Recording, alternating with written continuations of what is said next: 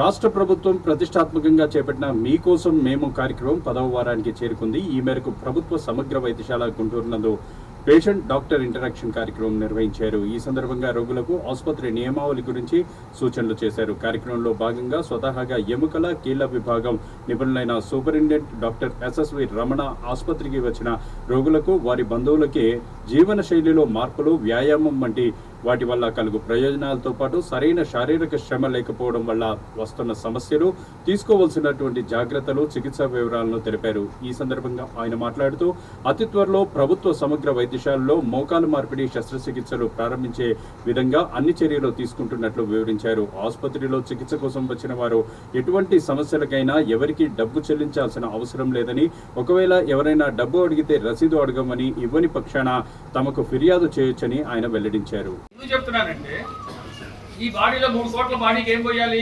మజ్జిగ కానీ, పాలు కానీ, పెరుగు కానీ, ఆకుకూరలు కానీ, కూరగాయలు కానీ ఇవ్వాలి. దానికి ఈ శరీరం పిచ్చి పిచ్చివన్నీ ఇస్తున్నాం. గుట్కాలని, పాన్ పరాగులని. నువ్వు సంపాదించేది రోజుకి 500, దాంట్లో ఖర్చు 600. ఏం బతుకుతారు పెళ్ళం పిల్లలు? సరే, అది వదిలేస్తే నీ శరీరానికి ఏం పెట్టాలో అదే పెట్టాలి. సో మోకాళ్ళు ఎందుకు పాడైపోతుంది? దీనివల్ల పాడైపోతుంది. ఒత్తిడి, తినకూడనివి తినటము, శరీరంలో ఫ్రీ రాడికల్స్ ప్రొడ్యూస్ చేస్తాయి. ఏవి?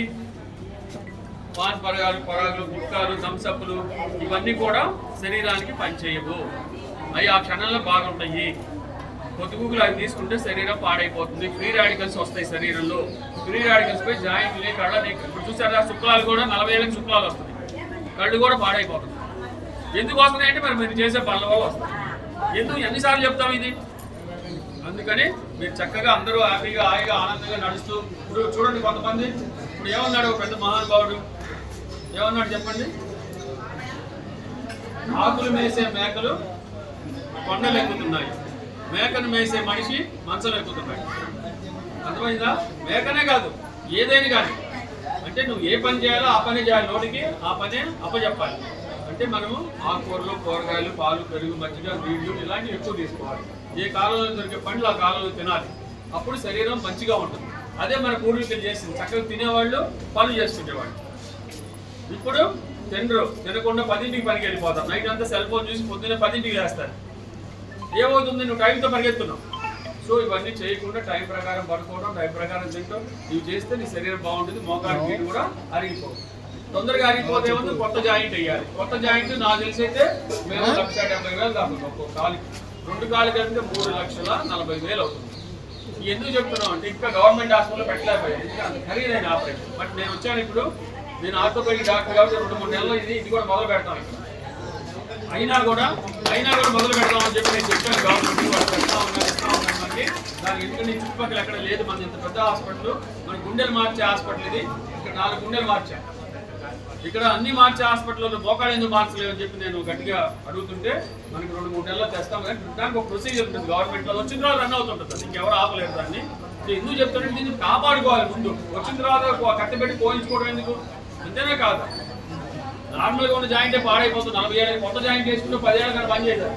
మళ్ళీ జాయింట్ ఎక్కడ మార్చుకుంటారు? పొద్దులు పోయించుకుంటారు. వచ్చి డబ్బులు ఫ్రీగా అయినా కూడా. సో అందుకని మీ జాయింట్ మీరు జాగ్రత్తగా చూసుకోండి. బండ్ల మీద పడిపోవడం చేయకూడదు. పడిపోయినా కూడా జాయింట్లు ఎరిగిపోతే జాయింట్ పాడైపోతుంది. సో మీరు ఇవన్నీ కూడా ఈ జాయింట్ గురించి అంటే ఇది ఈ జాయింట్ మార్పిడి అనేది చాలా కష్టతరమైంది. అంటే లోపల లిగమెంట్స్ కూడా ఉంటాయి. ఏసీఎల్ రికన్స్ట్రక్షన్ అంటాం.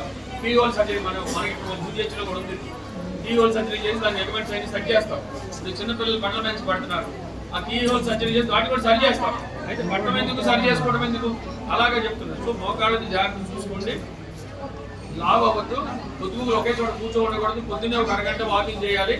ఇది చేస్తే కూడా మోకాళ్ళు చాలా బాగుంటాయి. Rest is rest. ఏంటి? Rest is rest. మనం సైకిల్ కొన్నాము, అబ్బాయి ఎంత బుద్ధిగా ఉంది, ఎందుకు చేయకుండా అట్లా పెట్టుకుని